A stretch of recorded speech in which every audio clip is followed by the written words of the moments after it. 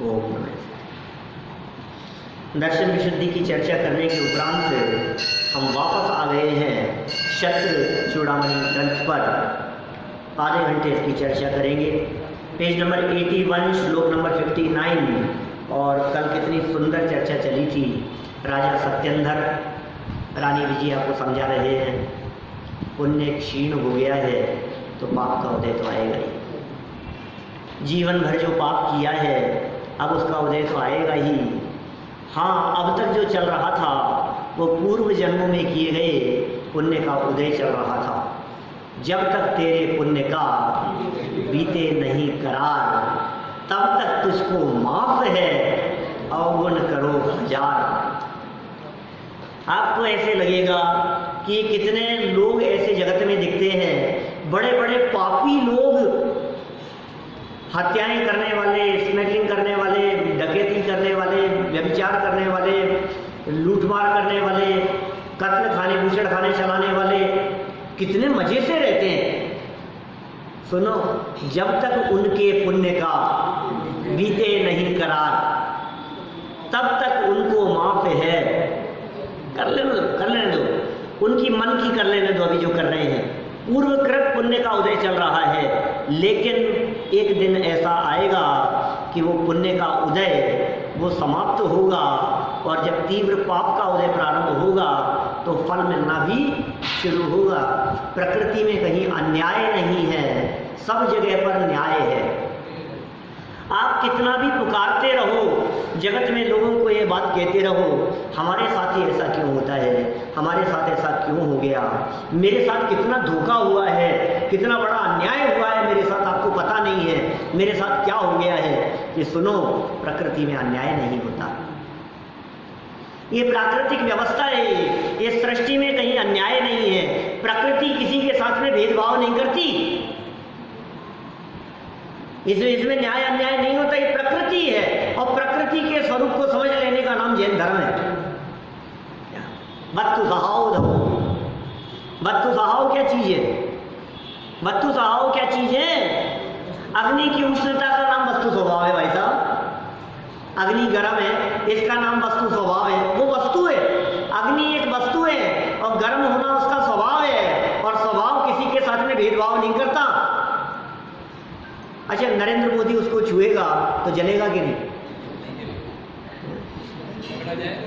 अग्नि को छुएगा तो जलेगा? नहीं, क्या बात कर रहे हो? अच्छा, एक गरीब व्यक्ति छुएगा तो? और प्रधानमंत्री? दोनों? क्या बात कर रहे हो आप? अच्छा, इंडियन छुएगा तो और अमेरिकन? प्रकृति में भेदभाव नहीं होता। सृष्टि सबके लिए एक जैसी है, प्रकृति सबके लिए एक जैसी है, कर्मों का फल सबको मिलता है। तीर्थंकर जैसे भी क्यों नहीं हो, पार्श्वनाथ जैसों के ऊपर भी यदि उपसर्ग हुआ है तो वो काम उनके ही कर्म के उदय का है, पाप कर्म का उदय। पूर्व में बांधा हुआ स्वयं का पाप कर्म का उदय। अरे तीर्थंकर होने वाले हैं, इनको तो छोड़ दो, तुम्हें पता है तुम किसके साथ में उदय में आ रहे हो, हे पाप कर्म छोड़ दो इनको। कि नहीं, हम किसी के सगे नहीं हैं। बड़े से बड़ा व्यक्ति हो चाहे छोटे से छोटा व्यक्ति हो, उदय बदलेगा तो परिस्थितियां बदलेगी। बदल गया, समझा दिया। देखो अब क्षण भंगुरता समझा रहे हैं, क्या कह रहे हैं आगे?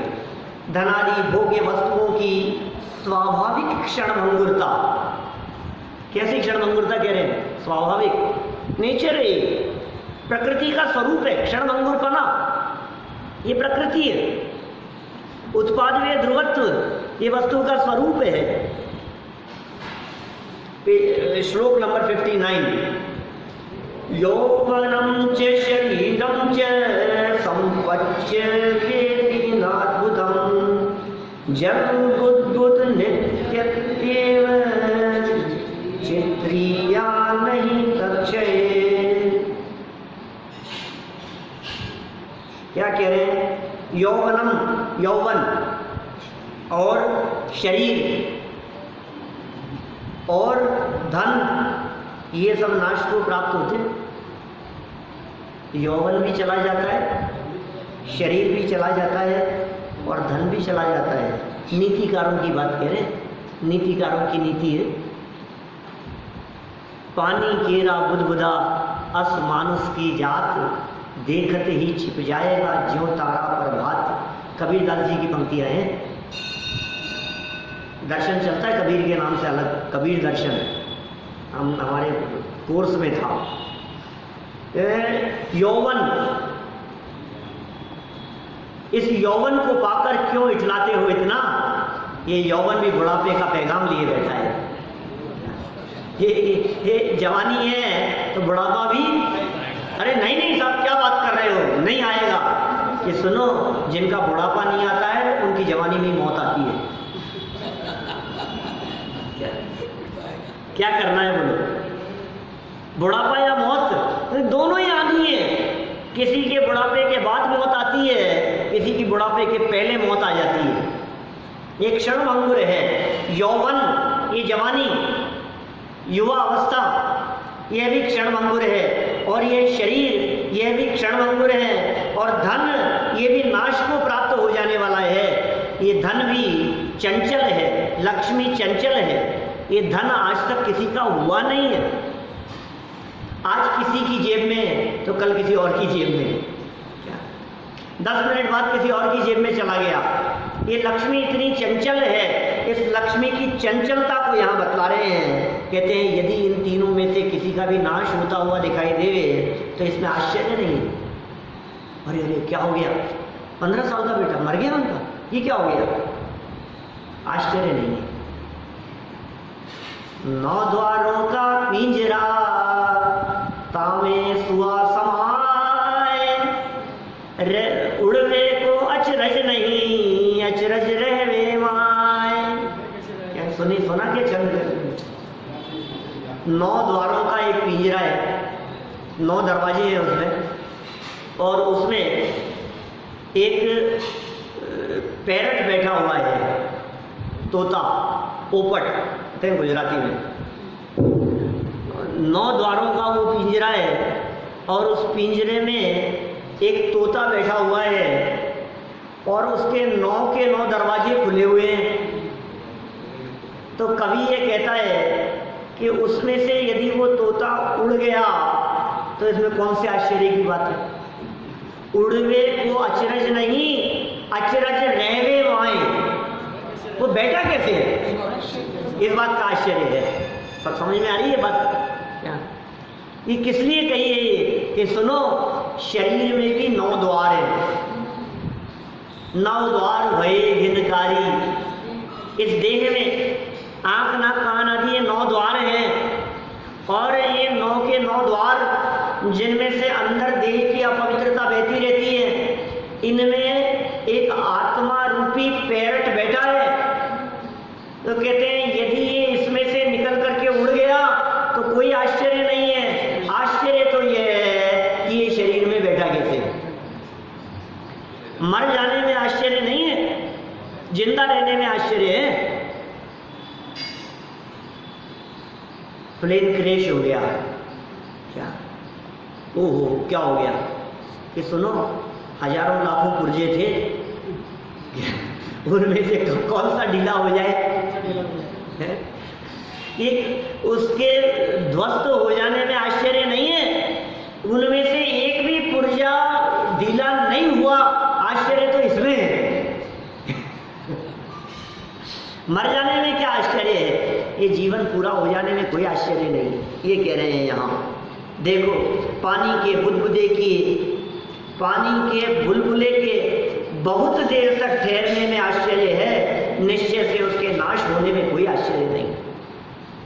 इसमें कोई आश्चर्य नहीं है कि ये पानी का बुलबुला ठहरा हुआ है, कब फट जाए, कब नष्ट हो जाए, कब अटैक आ जाए। अरे शरीर में हजारों नसें हैं, कब कौन सी ब्लॉक हो जाए, कोई भी हो सकती है। कभी कब सांस का आना जाना बंद हो जाए, कब धड़कन रुक जाए, इसमें कोई आश्चर्य वाली बात नहीं है। यह सब जगत का क्षण भंगुर स्वरूप है। सरल अर्थ देखिए, यौवन, शरीर, धन, संपत्ति आदि संयोगी वस्तुएं सब नष्ट हो जाने वाली है, इसमें कोई आश्चर्य नहीं है। क्या पानी में उठने वाला बुलबुला दीर्घ काल तक स्थायी रह सकता है? बुलबुले का स्वभाव उत्पन्न होते ही नष्ट होना है, वैसे ही यौवन धनाधिक संयोगों को क्षणभंगुर ही समझना चाहिए। अंजलि जब सम जवानी क्षीण होती जा रही, प्रत्येक पल जर जर जरा नजदीक आती जा रही। क्या कहा? अंजलि में जल भरा हुआ, एक एक बूंद करके गिरता जाएगा ना उंगलियों में से। अंजलि जल सम जवानी क्षीण होती जा रही, और क्या हो रहा है? प्रत्येक पल जल जल जरा नजदीक आती जा रही। काल की काली घटा प्रत्येक पल मंडरा रही, किंतु पल पल विषय तृष्णा तरुण होती जा रही, तरुण होती जा रही। बोलो क्या करना है? इंद्रधनुष के समान है ये सारे के सारे भोग, बिजली की चमक के समान है, पानी के बुदबुदे के समान है। इंद्रिय के भोग, ये सारे भोगों की ऐसी दशा है, ये सब क्षणभंगुर है, इन्हें क्षणभंगुर ही समझना चाहिए। वो लिखा दौलत राम जी ने, 5वीं ढाल का 3रा छंद है। बोलो किसे याद है? जो अनुग्रह गोधन नारी, 3री ढाल 5वीं ढाल का 3रा छंद है। अनित्य भावना की चर्चा है, दौलत राम जी की छेड़ाला। यौवन ग्रह गोधन नारी, है गए जन आज्ञाकारी, इंद्रिय भोग छिन थाई, सुरधनु चपला चपलाई।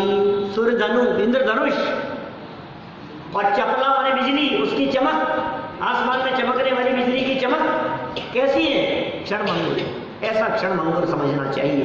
देखो विशेषार्थ में क्या कहते हैं भाई, यह राज्य और मनुष्य पर्याय तो नष्ट होने वाली ही है, इसमें कुछ भी आश्चर्य नहीं।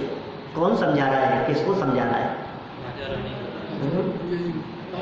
आश्चर्य तो यह है कि इतने वर्षों तक राज्य और मनुष्य पर्याय स्थिर कैसे रहे। आश्चर्य तो यह है कि इतनी उम्र हो गई, चश्मा कैसे नहीं चढ़ा आंखों पर।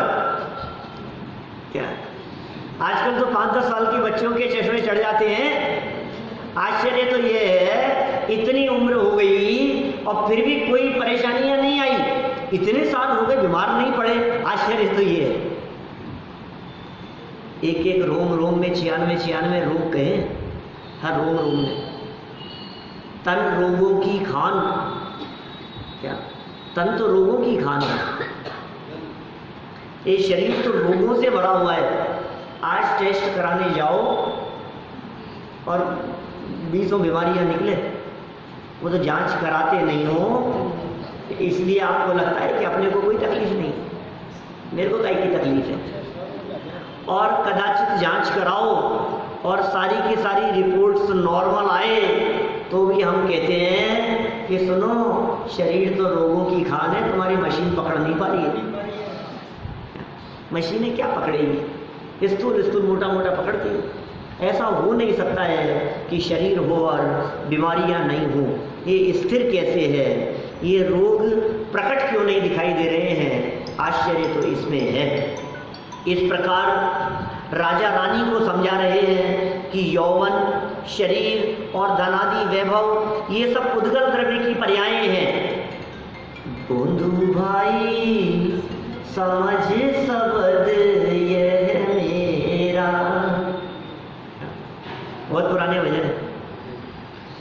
जो तू देखे इन आँखन सो, तामे कछु न तेरा, बंधु भाई समझ शब्द यह मेरा।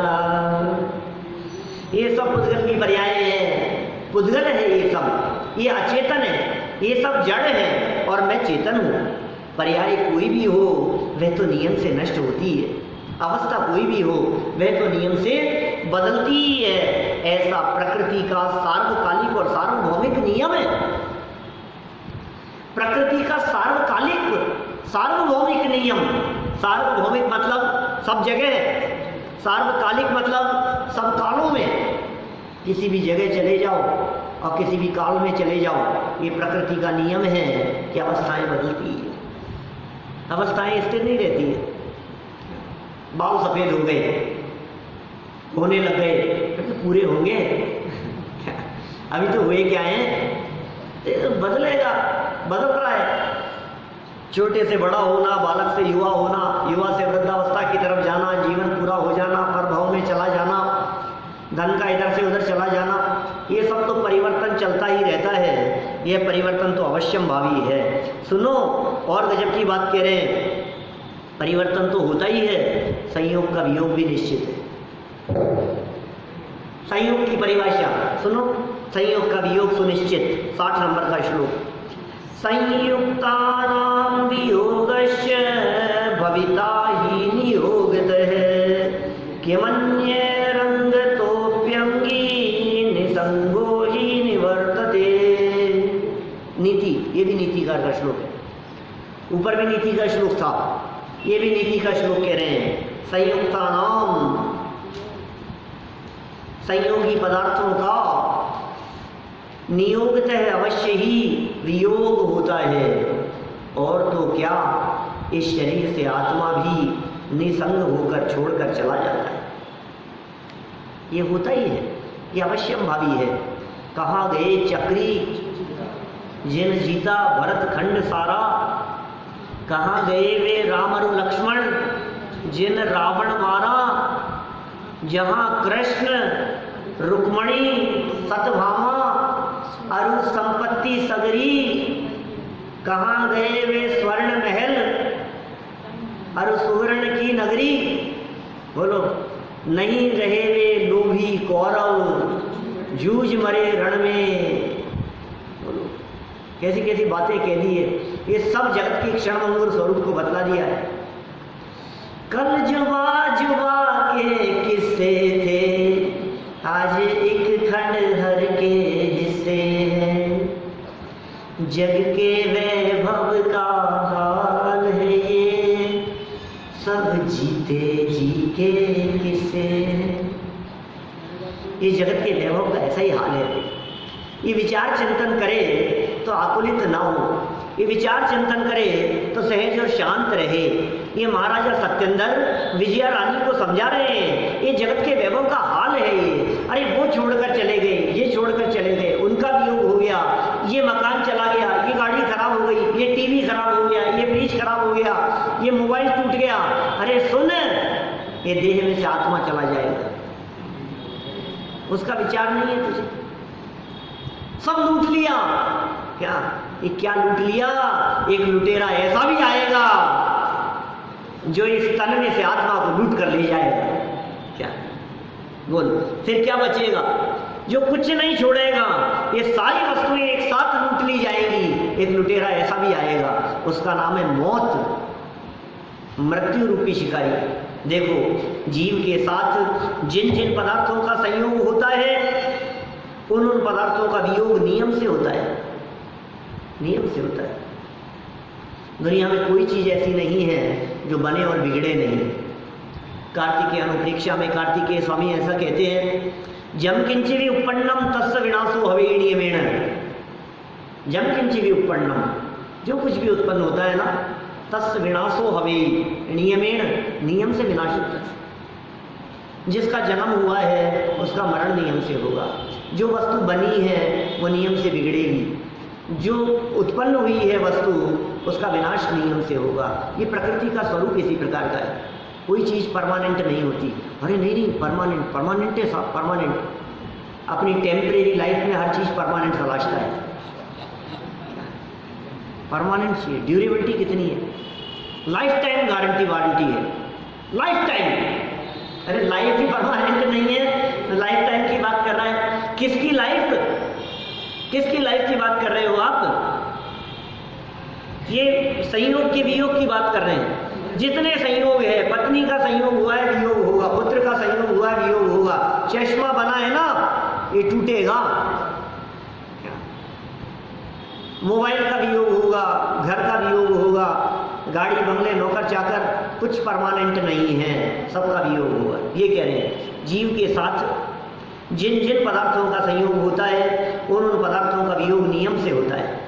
धनादि संयोगी पदार्थों के वियोग की तो बात ही क्या है, जबकि शरीर का संयोग जीव के जन्म काल से ही रहता है, उसे भी छोड़कर जीव अन्य भाव में जाता हुआ प्रत्यक्ष देखने में आता है। बाकी संयोगों की हम क्या बात करें। शरीर जन्म से लेकर के आज तक जिसने एक पल के लिए भी साथ नहीं छोड़ा वो भी साथ छोड़ देगा। कौन है?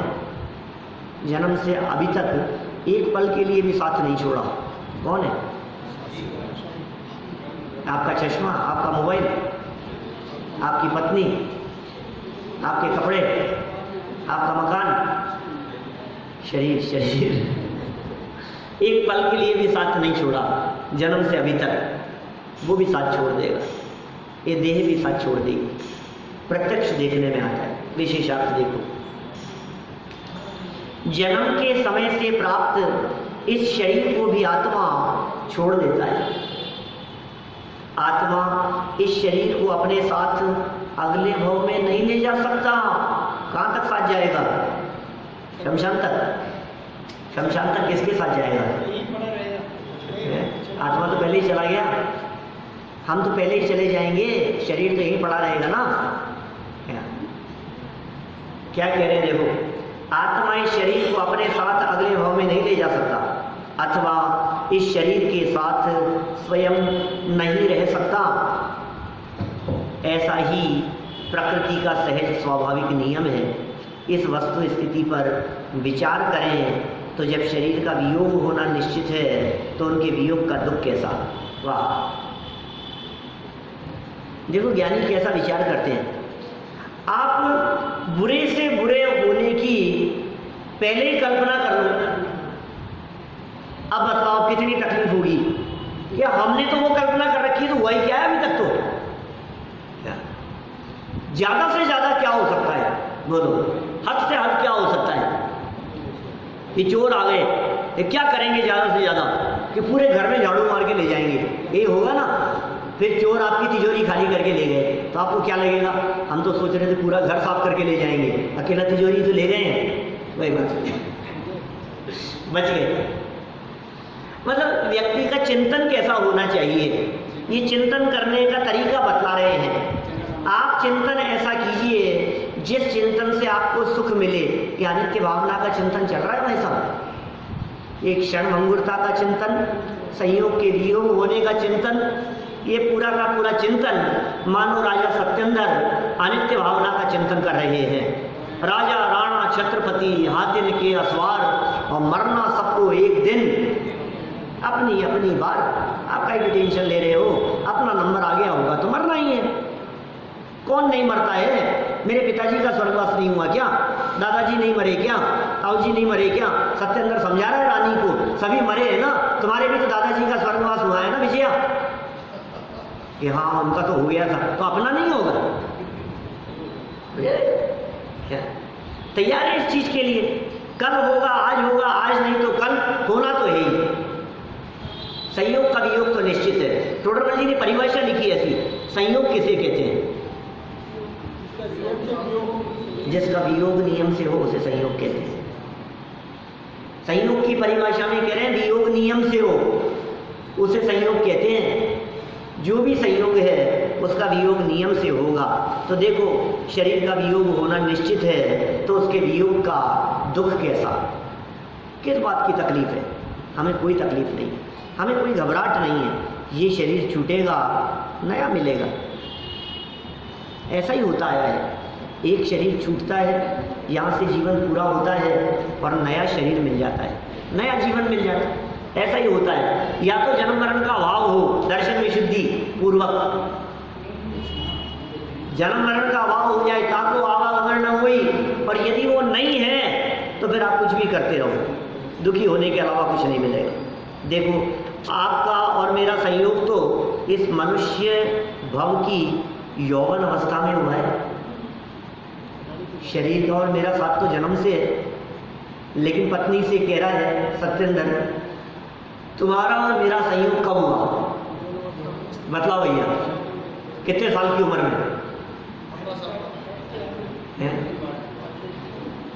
15 साल पहले, 20 साल की उम्र में, 22 साल की उम्र में, 25 साल की उम्र में संयोग हुआ है। उससे पहले तो नहीं था ना, ये समझा रहे हैं यहाँ। अतः आपका और मेरा वियोग तो होगा ही, अपना तो ज़्यादा पुराना संयोग नहीं है। युवा अवस्था में विवाह हुआ था, ठीक है ना, तो विवाह हुआ था, अवियोग भी होगा। परस्पर वियोग न हो यह विचार ही वस्तु व्यवस्था के विपरीत है। एक दूसरे का वियोग नहीं हो, ये विचार मात्र ही विपरीत विचार है। अरे तुम छोड़कर चले जाओगे, मेरे को छोड़ करके मत जाना, क्या कि ठीक है नहीं छोड़ करके जाऊंगा तो तुम छोड़ करके चले जाओगे क्या? एक दूसरे को वादा करें कि हम छोड़ करके नहीं जाएंगे, क्या ये बात संभव है? सब झूठे हैं क्या? ये झूठे वादे हैं, वादे हैं वादों का क्या? ये सब झूठे हैं। वास्तव में वस्तु व्यवस्था के विपरीत है। ऐसा तीन लोग तीन काल में कभी होता नहीं है। जब विवाह होता है तभी यह बात निश्चित होती है कि या तो मैं पहले छोड़कर चला जाऊंगा या वो पहले छोड़ करके जाएंगे। दोनों में से कोई एक तो पहले जाएगा, ये तो नक्की है। ये सत्येंद्र विजया को समझा रहे हैं, हमारा जिस दिन संयोग हुआ था उस दिन ये बात नक्की थी कि दो में से कोई एक इस देह को छोड़कर पहले चला जाएगा। पहले मैं चला जाऊं तो पीछे से तुम बेटे का ध्यान रख लेना, अब भी यदि पहले तुम चले जाओ तो जो होगा तो मैं भुगतूंगा। मैं क्या है, नहीं, मैं तो नहीं जाने दूंगी, परस्पर वियोग नहीं होगा। छोड़ करके कैसे चले जाएंगे? डॉक्टर साहब बचा लो इनको, क्या आप बचा लो इनको कि सुन तेरा ये विचार बहुत तकलीफ देने वाला है। वस्तु व्यवस्था के विपरीत यह विचार है, विचार ही गलत है, विचार ही खोटा है, चिंतन ही गलत चल रहा है, ये सोच गलत चल रही है। सोच बदलो। वस्तु की परिणमन व्यवस्था को बदलने की ताकत किसी में नहीं है। वस्तु की सहज चाल को जो रोकने का प्रयास करेगा वो खुद ही अपना सर फोड़ेगा। वस्तु की व्यवस्था के परिणमन में किसी का हस्तक्षेप चलता नहीं। मौसम बदलने में किसका चलता है बतलाओ? बालों का काले से सफेद होने में किसकी चल रही है? युवावस्था से वृद्धावस्था आने में किसकी चल रही है कि नहीं मैं रोक लूंगा? बालक अवस्था से युवावस्था हुई तो किसने रोका और किसने किया? ये वस्तु का सहज परिणमन है, ये सहज है, ये अपने आप हो रहा है। ये परिवर्तन वस्तु के स्वरूप में शामिल है और स्वरूप में किसी की चलती नहीं है। किसी का तर्क नहीं चलता, किसी की युक्ति नहीं चलती, किसी की दवाइयाँ नहीं चलती, किसी का आशीर्वाद नहीं चलता, किसी के आशीर्वाद से किसी का कोई भला हो जाए ऐसा नहीं चलता। मणि मंत्र तंत्र बहु होई, मरते न बचावे कोई। मरते हुए को बचाने में कोई समर्थ नहीं हो सकता है। इसलिए परस्पर वियोग नहीं हो, ये विचार वस्तु व्यवस्था के विपरीत है, ये उल्टा विचार है, ये खोटा विचार है। इस अज्ञानमय विचार का त्याग करने में ही शांति है। ये विचार अज्ञानमय था, इस अज्ञानमय विचार को शांत करो और ज्ञानमय विचार लाओ। मरना सबको एक दिन, अपनी अपनी बात। जीवन पूरा होने का यदि काल आ गया है कोई बचा नहीं सकेगा।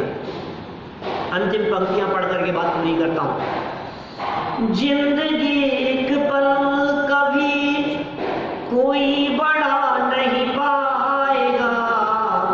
अपनी जिंदगी, मौत का काल आ गया है, एक पल के लिए भी कोई बढ़ा नहीं पाएगा।